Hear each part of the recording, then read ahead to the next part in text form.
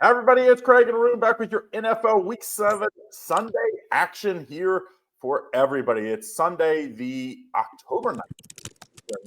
Just have a couple Sundays left of October, but hey, let's make them winning ones. Before I get to it, don't forget, let's take care of business. We've got a super special. You get a free $60 for all new customers, docsports.com/ICCT.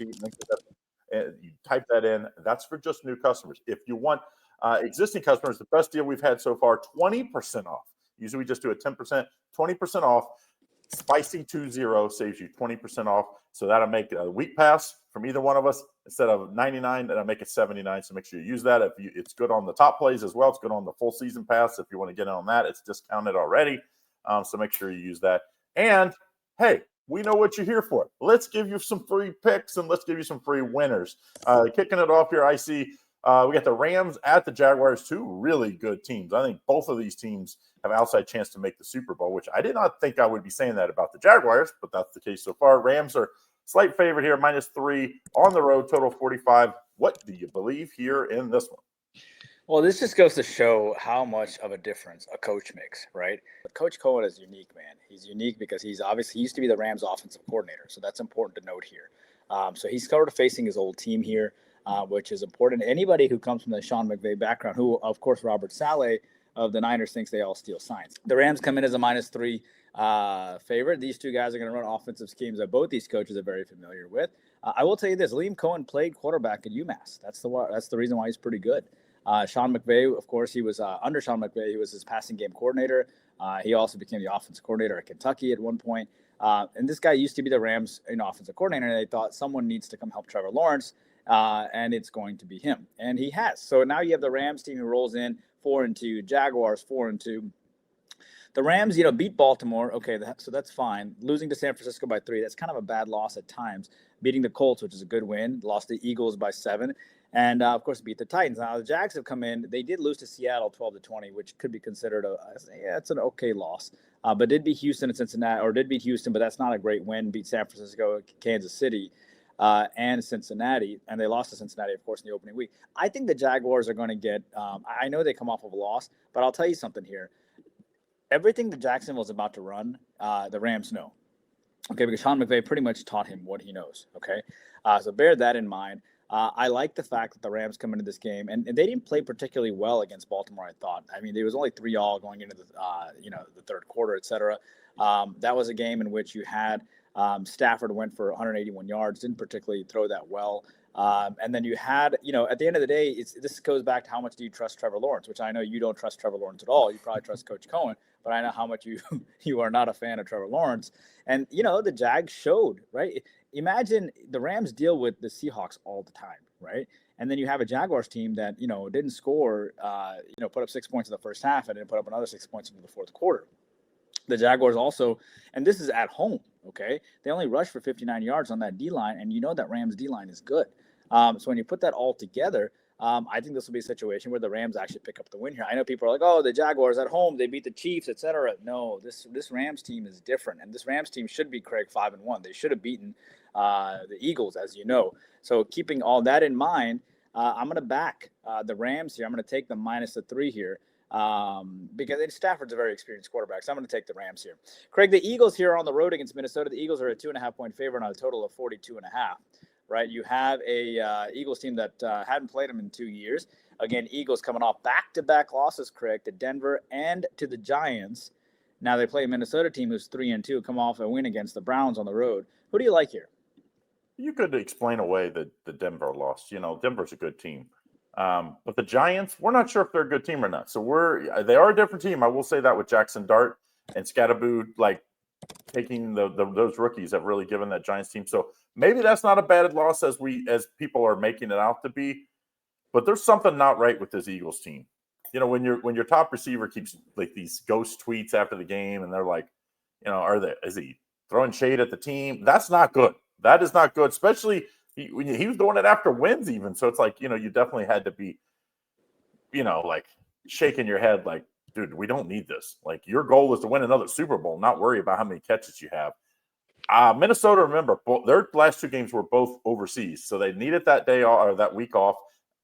I think, coaching matters. And at this point of the season, coming off a bye, I hate to say it, I don't think Philly's going to win the game. Now, do I want to take the 2.5? I wish we could get this at 3.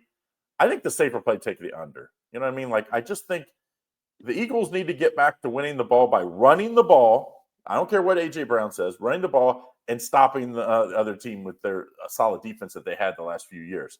If they don't do that, they have no chance at winning games because they don't have a quarterback that's going to go out there and just win in shootouts, in my opinion. So let's take the under here. I think Eagles get back to the run game.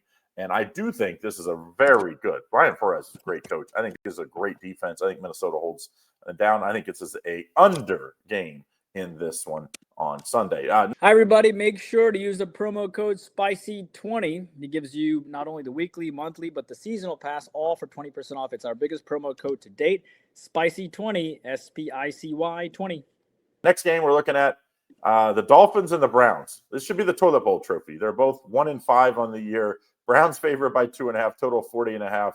Dylan Gabriel, is he going to take the next step, or we're going to see maybe Shedeur? Yeah, one of my favorite things to do is to take two really, really bad teams and take the over. Because everybody's like, oh, they can't score. These guys are professional football players. You know what I mean? They're pretty good for a reason. They're 1% of the 1% for a reason to make it to the NFL. So I like taking really bad teams to the over. It's really hard for bad teams to play good defense, but it's really easy for bad teams to play good offense. Okay, they all have skill set players. You have a Dolphins team that put up 27 on the Chargers, 24 on the Panthers, who I think is a pretty decent team at this point. 21 against Buffalo, 27 against New England. These are all competitive games for this Miami Dolphins team. You have a team here who's rushed for 140, passed for 263. Tua threw 3 interceptions last game, only 1 touchdown. I do like Tua for the over and the touchdowns for his prop in this game. Cleveland, of course, is having struggle. They're struggling to score 10, 17, and 9. A bad game against, they're back to the Browns football, right? A field goal every single game. I think, Gabriel went 221. And at some point, I don't even know if Shedeur will start for the Browns. I think maybe this brass might just be like, maybe they'll give him a game. Maybe they'll ship him out. I don't know. Maybe they'll feel like, we don't want him to be our future, right? Let's ship him out and let's get a lot for it. I wouldn't even be surprised if Shedeur ended up, maybe, I don't know. Maybe the Ravens, Lamar Jackson is pretty secure with himself. Like, nothing would surprise me anymore. So, you have a Cleveland. Does he take the next step? I'm actually surprised to see the Dolphins as a dog, to be honest with you, in some respects. But I do think what happens is this game probably goes over the posted total, regardless of who steps up here. I like the over here. I think both these offenses are clicking. I think Miami's offense is clicking no matter what. And I think what will happen with Cleveland is I think they'll play much better football at home. And I can see Miami is also an active dog. I can't go against Miami because I think Miami's playing decent football in some respects. They're just falling short. And at the same time, Cleveland can't be playing any worse. And I'm also surprised Cleveland is favored. Put it all together, I like the over here. Craig Vegas is a 13-point dog coming off an exciting win against Tennessee. I guess the odds makers don't feel like they're going to cover back-to-back games, and they haven't covered back-to-back games all year. They did beat Tennessee 20-10. Kansas City coming off that big win against 30-17, and we talked about it here. We said that Kansas City, they're not that bad. Those losses to the Jaguars look good now. The loss to Philadelphia looks good now. The loss to the Chargers look, decent as well. So they're 3-3. Las Vegas coming in as a solid 13-point dog here. Kansas City beat them 19-17 last year. What do you think happens here with both these teams coming off of nice wins? If you remember last year, that was not a good Raiders team, by the way. And they both, they put the scare into the Chiefs in both games. Once again, the Chiefs last year, remember, they found ways to win all those close games last year. Early in the year, they did not do that. So people are like, the sky is falling type of thing. That's what happens in the NFL. There is a lot of close games. It's like buyer beware. If you think that you're just going to win every game because you have Patrick Mahomes back there, you're going to lose some of those close games. That perception got you a much better number last week. That number, because they won last week, of course, is back up this week. Take the Raiders in this one. I'm telling you, these division matchups in the West are always close, especially with the Raiders. This is the Raiders Super Bowl. And Pete Carroll, believe it or not, there's people out there wanting Pete Carroll fired because he was out there saying they're going to be much better. And so when you're not, then people kind of go off the bandwagon. They're not firing him. But I think the Raiders put a scare into the Chiefs in this one. Take the Raiders. Do think the Chiefs win, but I do think the Raiders cover pretty easily, plus 13. Forget about the premium products we have at YouTube. We have three levels of premium. Level 1 is Lenny's Video every day, $4.99. Plus, you get early access to all the football, and we do some live content that's exclusive to our members. Level 2 is Indian Cowboy, where you get extra plays from Indian Cowboy every day, video format, and you can talk to them back and forth. And then level 3, you get all 3 levels. Level 2, you actually get level 1 as well. So you get all 3 levels as you move up, and you get 3 expert plays every day from Doc Sports experts, one of them being from me. So make sure you check that out. Very simple, $49.99 a month for the level 3. Next game, the Aints and the Bears. Nice win by the Bears. That was a miraculous win. They needed a late fumble by Washington to win that. And a last-second field goal on Monday Night Football. Now they get the Saints just 1-5. Bears -6, total 45.5. If the Bears want to do something this year, they need to not let down here. Can they do that? Well, guess who's on a winning streak, Craig? The Bears. 3-game winning streak, beating Washington now and beating Las Vegas and beating Dallas. 3 straight big wins for them here. And Washington's a good team. I mean, that was a game that it was on my YouTube premium selection. I believed in the Bears, and I said, look, they're mad at last year's loss. And remember, how quickly does the world change, Craig? And this is something for you and I to learn. We've become good friends now. This is something for you. And by the way, Craig and I we've signed a 10-year contract mutually, shaken on it virtually, that we're going to be doing this video pretty much every day, except maybe on Saturday and Sunday. We'll do extra videos for you late in the week for Saturday and Sunday. So we've talked about this, how the world changes week to week.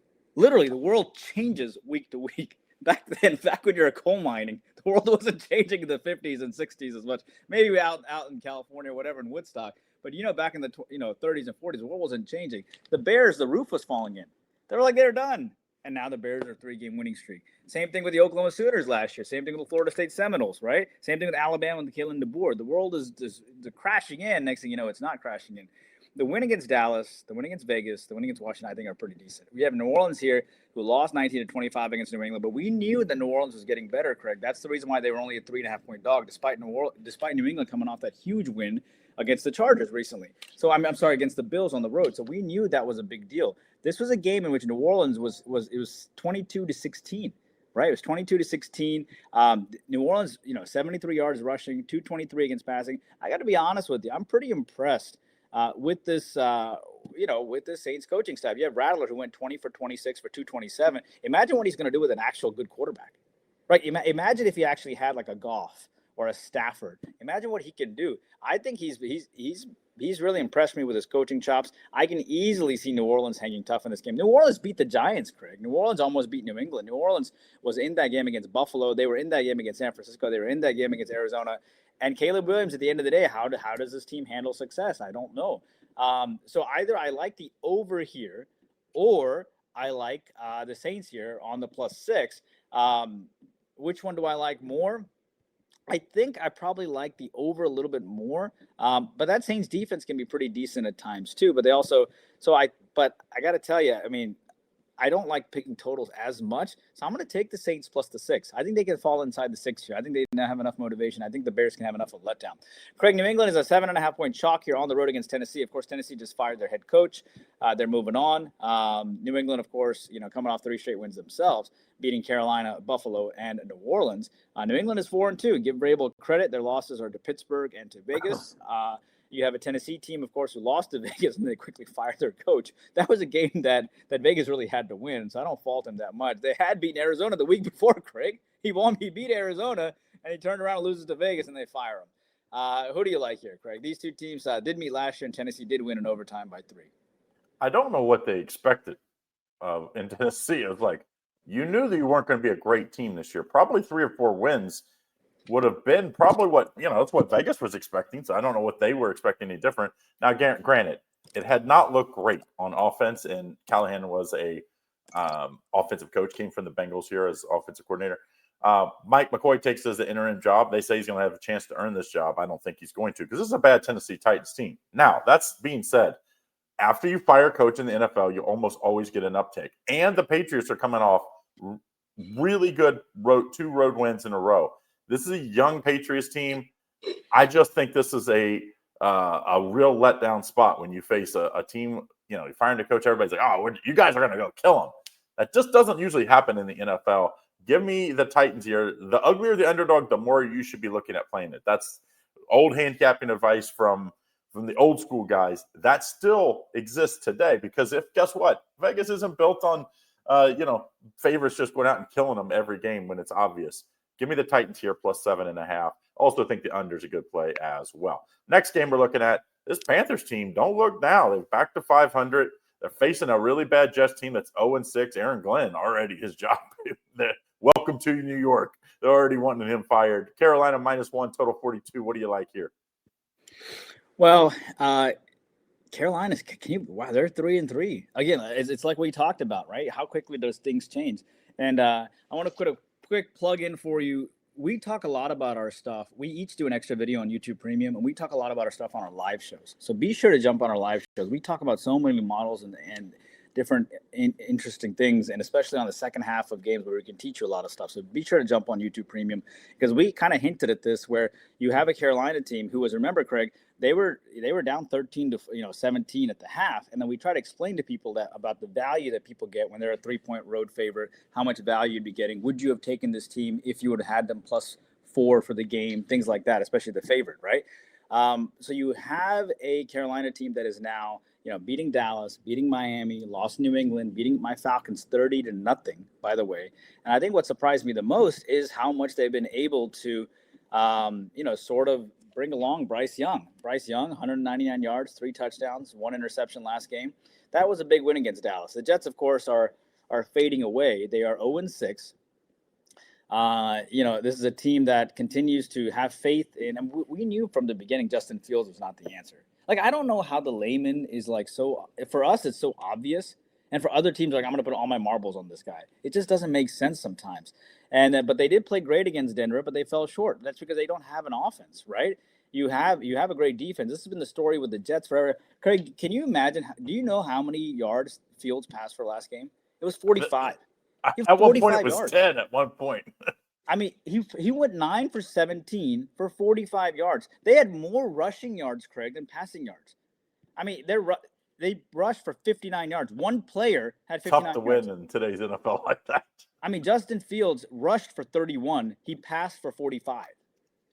Okay? So, I mean, it's remarkable. And, and Carolina comes in as a 1-point favorite.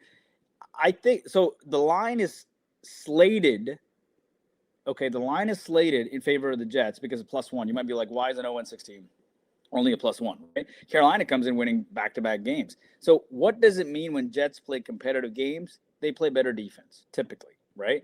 And this total sits around 42. I'm surprised the public actually likes the Jets here to some element too. I think, to me, I want to take the Jets, but it also feels like a trap. Doesn't it feel like a trap to you? Jets +1 at home? I don't care what the consensus polls say. Sometimes we just ignore it. I think the public is probably on Carolina here at 3-3, coming off some big wins. Jets are winless. I think what happens here is they've gotten so much heat about their offense. I think they're going to score some more points. I'm going to take the over here. I think they'll open up the offense a little bit here, even let him throw a few interceptions, but they're going to have to open it up here. I'm going to take the over between Carolina as they hook up against the Jets. Greg, we are moving on here to Indianapolis versus the Chargers. Indianapolis comes in as a +1 dog to the Chargers. A couple of tidbits here. These two teams haven't played since 2022. Indianapolis, of course, 5-1, beating Arizona and Las Vegas. They did lose to the Rams 2027. Of course, the Chargers roll in, beating the Dolphins 29-27, right? They are 4-2, right? So what do you like here, Craig? You have a 5-1 team facing a 4-2 team. Indianapolis off of a nice win against Arizona. The Chargers coming off a nice win against the Dolphins on the road, but they haven't covered 3 in a row. Who do you like?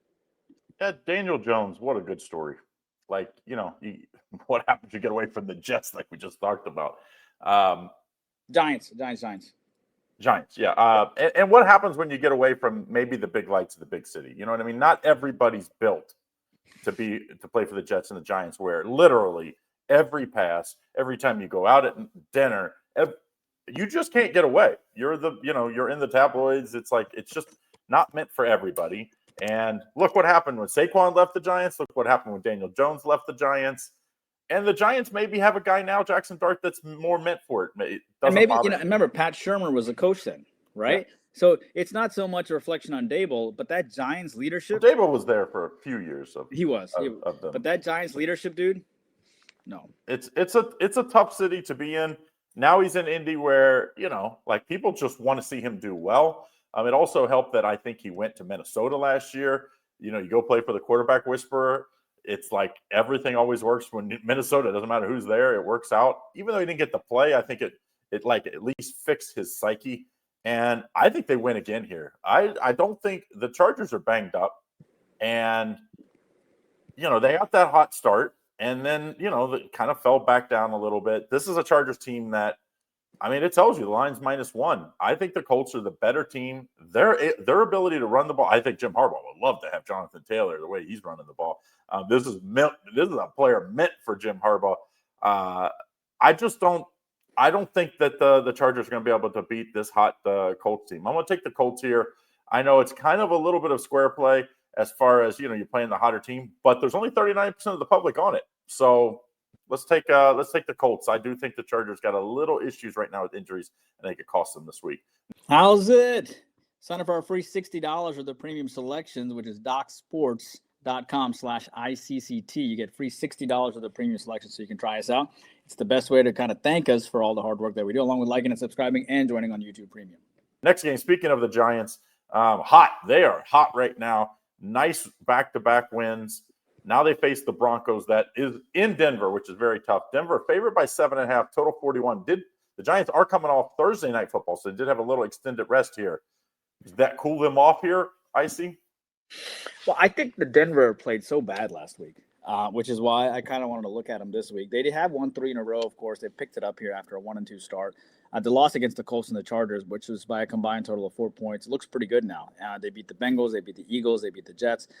Good for them. The Giants, of course, come off that nice win against the Eagles, but the Eagles' locker room is a mess. But I never want to count out the Eagles. This was the same stuff last year, and then they won the Super Bowl. So I don't want to count them out, okay? The Eagles always are a dysfunctional team, but they always become functional near the end. So I don't exactly know what happens. I guarantee that guy might come back, to be honest with you, from retirement. Like, I just think this is all these guys that don't like their teams, all of a sudden the big R word, I'm going to retire. And next thing you know, he comes back like in a year or two. So that's the way. The same thing would happen with Rob, right? Gronkowski's like, oh, I'm going to retire. And then he comes back. So you have the Giants team here who did win 34-17 in their last game. It's a big spot for them to try to see if they can have. You have a quarterback in Dart who only passed for 195 yards. We haven't heard about Russell Wilson in a while. So this is done, Craig. The age of Russell Wilson is over. It's, that's what it looks like, right? And then you have a Denver team who did not play well at the Jets, to be honest with you. They were up 10-0 at the half. They only put up 13 points in total. Knicks, threw for 174 yards. They didn't rush for that much. They rushed for 70. In fact, the Jets actually outrushed them. I think what happens here is I can see the Giants here having a letdown, Craig. Maybe they're figuring out some things with their as it relates to their passing game and stuff. But this is a team that did lose to New Orleans 2 weeks ago. Denver, I don't think particularly played well. They also beat the Bengals 28-3 at home. That Denver defense is just nasty, Craig. Just a nasty, nasty, nasty defense. I can see, Joseph has done a great job there. I can see Denver here and the Giants having a letdown. Craig, the Green Bay is on the road here, 6.5-point chalk at Arizona. Keep in mind, Green Bay is 3-1. Arizona is 2-4. So then you have Arizona here, who's lost 4 in a row coming in. That's a bit of a surprise. This team was about 8-8 last year. Losing to the Colts, not a bad loss. Losing to the Titans, kind of a bad loss. Losing the Seahawks by 3. If you're an Arizona fan, man, or do you not just want to jump off a cliff or something? Think about it. You have now lost a total of by 9 points in 4 games over the last 4 games. Think how close you are, but you just can't get over the hump. Who do you like here, Craig? Arizona catching 6.5 at home. Remember, Kyler Murray was out last game, so we're recording this on Tuesday. People always say, why do you record early? This thing called editing, and we have to both have our times meet. So it's like we can't record. Since we do every football game, we have to do them early. So I would wait till game time to bet this to make sure if you like Arizona that Kyler Murray's playing, I would not play him if not. But I do think this game comes down to, remember, they lost on midweek because their kicker, they should have went to overtime. Their kicker bounced it on the 22-yard line instead of the 20. So they got the ball, and Seattle kicked the game winner field goal and walked off win when they had that huge comeback. That really, I think, had a little momentum. It slowed down that momentum of Arizona. What it was a pretty good start. It's hard to get that momentum back at times, especially when you lose like they did to the Tennessee Titans. The 2 fumbles for touch, that cost them. It basically was a 21-point swing. 2 plays of that game, they should have easily won and covered that game. It didn't happen. I just think Green Bay is just too much for them. Parsons is a game wrecker. I don't care who's at quarterback. I'm going to lay the points here with Green Bay on the road. I think Green Bay is still a little frustrated on defense that they gave up 40 to Dallas on Micah's return there. And I think this defense is going to play angry in this spot. And I just think the Cardinals are, going the wrong direction. Next game, Dallas. Speaking of Dallas, hosting in Washington, good division matchup here. Washington, terrible loss on Monday Night Football when they fumbled. Basically could have sewed the game away if they don't fumble. At worst, they could have kicked a field goal. But Washington -2.5, total 54.5. What do you like here? Yeah, I mean, Washington, they've been pretty decent when it comes to bounce backs. They are 3-3, and Dallas, of course, was 2-3. A lot of history here. You have the head coach here of Washington, who used to obviously be the defensive coordinator over at Dallas. So lots and lots of history going back and forth. That's just kind of the incestuous way the NFL is. Lots of people go to different teams that were former employers of those teams. Washington beat them 23-19 last year. Washington comes in off of that tough loss to the Bears, 24-25. If you look deeper in that game, you'll realize that the Bears led the whole way, right? Almost 13-7 at the half. You have a Bears team that passed for 236. You have Washington. Caleb wasn't bad, 17 for 29. Daniels played. He had 211 yards, 3 touchdowns, and an interception. Dallas comes off that tough loss to Carolina on the road. They had beaten the Jazz. They tied the Bears. They've had a pretty tough schedule, to be honest with you. That win against the Giants looks pretty good at this point now. And Dallas was ahead going into the fourth quarter, and Prescott played well, 261 and 3 touchdowns. Bryce Young also played well, right? 199 yards, 3 touchdowns, and no interceptions. I think what happened, one thing to note here is Dallas only rushed for 31 yards last time, 19 rushes for 31. It shows how good that Carolina defensive line is, and I think people don't realize how good that D-line is. I like Washington here on the bounce back. I think they probably have the more quality efforts, right? This is a team that did beat the Chargers. This is a team that almost beat the Falcons with Mariota as quarterback. They had a couple of injuries. Dallas comes in. I mean, Dallas is going to be pissed coming in off of losing to Carolina. I get that. What's interesting here is the total sits at 54.5, first of all. I can't go against Dallas coming off that loss against Carolina. I think that's going to motivate them. I can't go against Washington coming off a loss, but I will take the over here.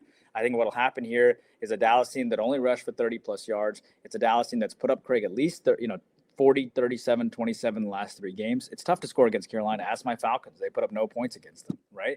And then you have a Washington team that comes off of a loss to the Bears, and they're going to be mad. And, of course, Daniel's a little bit healthier now as well. Give me the over between these two teams, Craig. Don't forget to like and subscribe and turn on notifications so you don't miss out on all the great content we have here at Doc Sports. Craig, we move on to Sunday evening, right? The Sunday night game between the Falcons hooking up against the Niners. Of course, my Atlanta Falcons come off a nice win against the Bills. Who do you like here, Craig? There's a famous saying in our business: win on Monday, lose on Sunday. And now with more Monday Night Football games, as we have some of these double headers like we do again this week and we did last week, this is tested, more than ever. Usually you only had one game in the past, and so you didn't have to worry about that. But it doesn't hold as true as it used to, but it used to be money. Like whoever won on Monday, as far as against the spread, if you played against them after a win on Monday night. I don't think that happens in this case because I think there's one thing that the Falcons do, and it travels, and it's run the ball. And Bijan and Algier, these are really good running backs that when they use them, they kind of forgot about them in the second half of this Monday Night Football game and kind of let the Bills come back.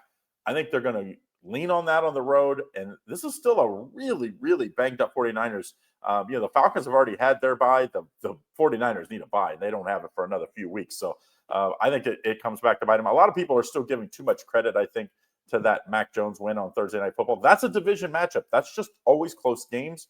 It's a much tougher when you're playing outside of your division.